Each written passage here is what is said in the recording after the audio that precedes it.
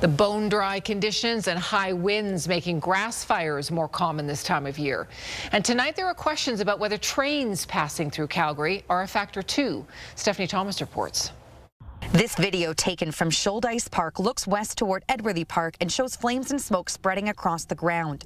The person who took it told CTV News he saw a train go by around 4:40 on Tuesday afternoon, right before the fire started. The Calgary Fire Department says strong winds fanned the flames that multiple witnesses called in. From different areas along the railway line for reports of grass fires and brush fires. Crews doused the fire using off-road fire vehicles, and after several hours of firefighting, the fire department said Calgary's warm, dry weather in recent weeks increased the risk of fire, which originated near CP railway tracks. You have heat or warmth, and then you have an ignition source. Definitely those areas, especially along the railway lines, can be at risk of fire.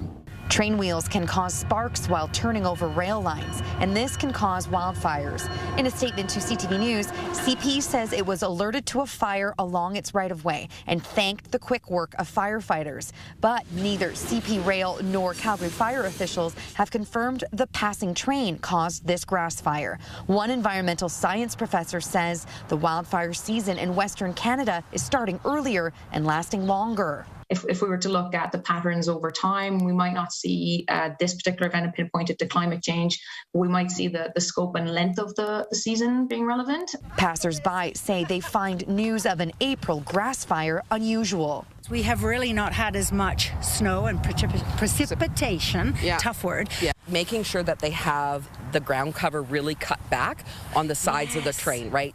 Drier than usual, but it doesn't surprise me that we have had a grass fire. I'm actually surprised we haven't had more. No one has been hurt and there was no property damage. Stephanie is at Edworthy Park tonight near where that grass fire started. So what could fire investigators be looking for to determine how it started? Tara, the earth sciences professor that I spoke with earlier, also does work in wildfire forensics, specifically within Calgary and in Alberta. And she says that there are three things necessary for a wildfire. One is an ignition source, the other is oxygen supply, and then dry material. And so she says that warm, dry weather and lack of soil moisture likely contributed to the dry material in this grass fire. She also says that investigators are going to be looking for evidence of activities that may have caused a spark, and that they'll also be matching that with timelines and burn patterns. Tara.